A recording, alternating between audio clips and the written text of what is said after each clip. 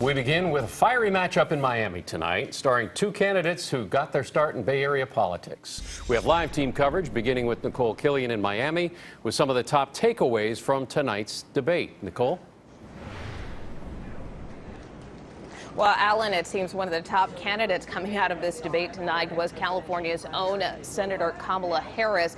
She got more speaking time than Bernie Sanders, almost as much speaking time as former Vice President Joe Biden, and she was one of the top searched candidates on Google. The matchup in Miami featured career statesmen, women senators, political outsiders, and relative newcomers. Some of the lesser-known candidates looked to make inroads against the frontrunner, former Vice President Joe Biden. Joe Biden was right when he said it was time to pass the torch to a new generation of Americans 32 years ago. He's still right today. I'm still holding on to that torch. But a more dramatic moment came when Senator Kamala Harris confronted Biden on the issue of race. Do you agree today that you were wrong to oppose busing in America then? No, do you agree? I did not oppose busing in America. What I opposed is busing ordered by the Department of Education.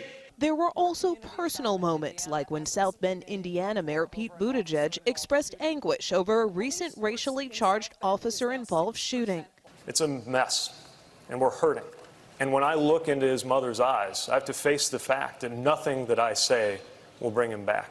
The second batch of candidates had the benefit of watching the first night's debate, giving them the chance to see what worked and what fell flat. One tactic, more interrupting. Contribute to the generation. It's part of Joe's generation. Guys, you know what? America does not want to witness a food fight. They want to know how we're going to put food on their table. Yes? The candidates directed their harshest criticism toward President Trump. We have a president who doesn't believe in the rule of law. Trump is a phony, that Trump is a pathological liar and a racist. A recent CBS News poll in states with early nominating contests found more Democrats think the party should focus on a more progressive agenda. And once again, President Trump weighed in on the debates. He's traveling in Japan, but here to catch a few snippets and said it wasn't that exciting. Alan? Nikole, any feedback about how Kamala Harris is feeling about how she did tonight? Well, you know, after the debate, of course, a lot of the candidates come to an area called the spin room. Kamala Harris did do that for a while. And look, she talked more about that moment where we saw her really confront former Vice President Joe Biden on the issue of race. And, you know, she said she meant what she said. It was hurtful to her, and she felt the need to raise that particular issue, according to her campaign. Certainly, they're very ecstatic about her performance tonight, saying that she dominated tonight's debate, and one campaign official tells me he hopes some of the traction she's getting this evening will translate into fundraising dollars. Alan? We will see. Nikole Killion in Miami. Thanks so much. KPIX 5's Andrea Nakano was at a debate watch party tonight. Andrea, how did those Bay Area voters think the hometown hopefuls did? Yeah, Liz, I was at Manny's Cafe earlier today, and hundreds of people gathered there to watch this presidential debate. Now, Manny's has become a popular hub for Democratic presidential hopefuls, and a lot of the supporters there today were going after their Bay Area candidates, especially Senator Kamala Harris. Kamala's on fire. It was a debate viewing party like no other. Manny's had to turn away roughly 100 people without a ticket. Inside, 3 phrases sparked a drinking game: climate change, health care, and human rights. The crowd erupted when U.S. Representative Eric Swalwell, who represents areas of the East Bay, bit back at Vice President Joe Biden. Damn! That is called shade! Then a loud roar as Senator Kamala Harris tried to end the bickering. And when she went after Biden on the topic of race. That was incredible. She gets one of these. At the end of the night, many felt strongly about who shined the most in the second presidential debate: Senator Harris. I got chills thinking of her going up against Trump. She's such a tough, smart woman. I don't see her giving him any wiggle room. She's going to go after him and hold him accountable. She was concise. She didn't waste time with anecdotes. and she made the points, but then connected them for us. She led a supposed room of leaders, and to me, that was just like, that was it. Now, fresh off the debate, Senator Kamala Harris will be in San Francisco this weekend. She will be at Manny's Cafe on Saturday, starting at 5:30. Live in San Francisco, Andrea Nakano, KPIX 5. Joining us now is political analyst Paul Henderson. He worked for Senator Kamala Harris when she was the district attorney here in San Francisco. Paul, welcome. We appreciate you coming in. Oh, thank you guys for having me. Okay, race became a big issue tonight. It probably had to be. Kamala Harris tackled it head on. There's a clip. Let's listen to that right now first. We're going to get to you. Hang on. We're going to get to stage. I would like to speak on the issue of race. Okay, she had to bring up stuff like this. She had to come out swinging strong because she's behind in the polls.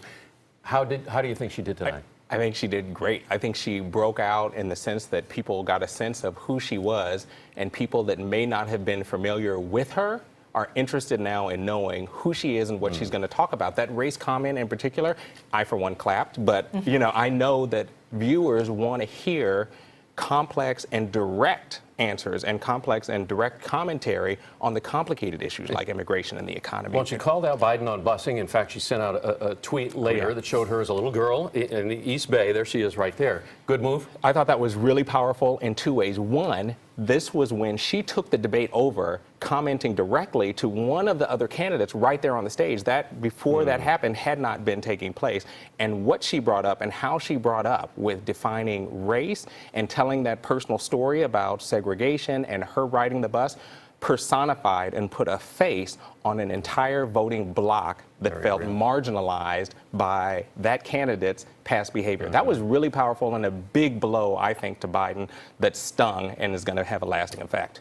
I want to move on to Bay Area Representative Eric Swalwell with the hashtag of the night, Pass the Torch. You have somebody very young who's relatively new to the national stage here. How did he do? I thought he did well, especially with that little catchphrase that now is trending on two levels. One, in striking a big blow against Biden, but also alluding to Bernie Sanders as well in terms of their age and referencing that there is a new, younger Democratic Party that is coming in that may need to take over based on the ideas that we're seeing presented by all of the candidates.